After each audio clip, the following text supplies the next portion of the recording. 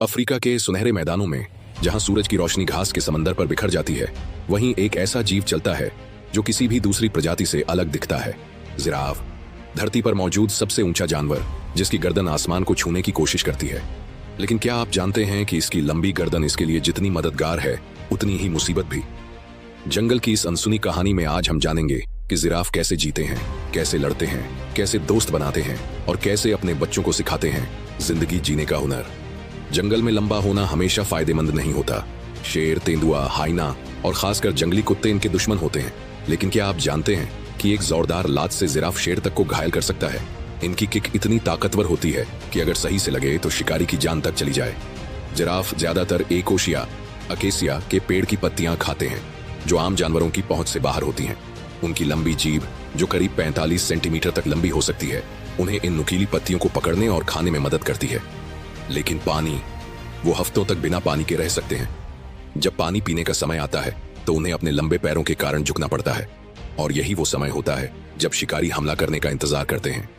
Giraffe की माएं करीब 15 महीने तक गर्भधारण करती हैं और सीधा खड़े होकर बच्चे को जन्म देती हैं। सोचिए, एक नवजात जिराफ जन्म के तुरंत बाद 6 फीट तक ऊंचा होता है। जन्म के कुछ ही घंटों में वो अपने पैरों पर खड़ा हो जाता है और कुछ ही दिनों में दौड़ने भी लगता है।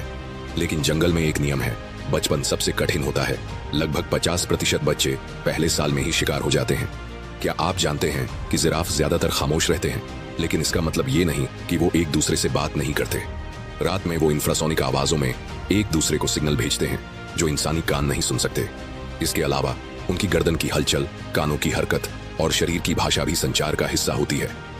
क्या आपको पता है कि जिराफ दिन भर में सिर्फ 30 मिनट से 2 घंटे तक ही सोते हैं, वो भी छोटे छोटे झपकी के रूप में। जंगल में लंबे समय तक सोना जानलेवा हो सकता है, इसलिए जिराफ ज्यादातर खड़े खड़े ही सोते हैं।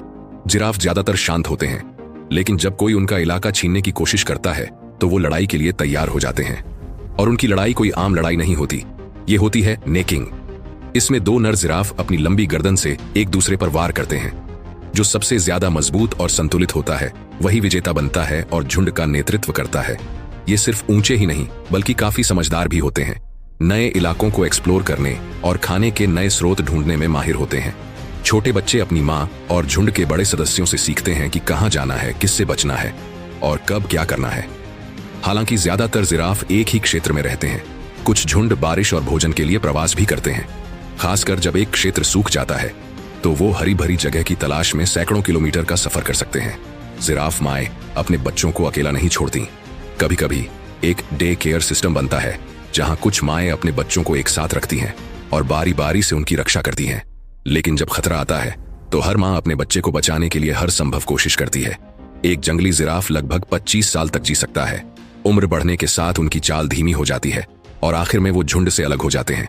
लेकिन उनकी मौत का मतलब होता है कि जंगल के दूसरे जीवों को भोजन मिलेगा।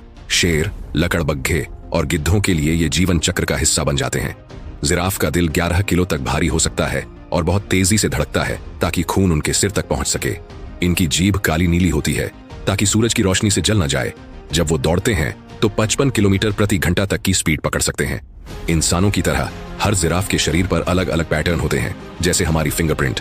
जिराफ सिर्फ जंगल का हिस्सा नहीं है, बल्कि हमारी धरती के अद्भुत जीवों में से एक है।